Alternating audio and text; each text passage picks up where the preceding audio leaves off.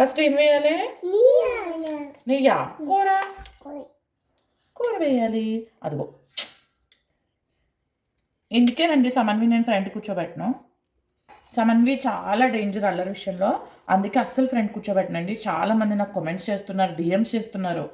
ఎదురు కూర్చున్నా అన్నీ పీకేస్తుంది, అసలు అందులో ఆలోచన లేదు. అన్నం పెడుతున్నాను. ఈరోజు ఏం కూర చెప్పు?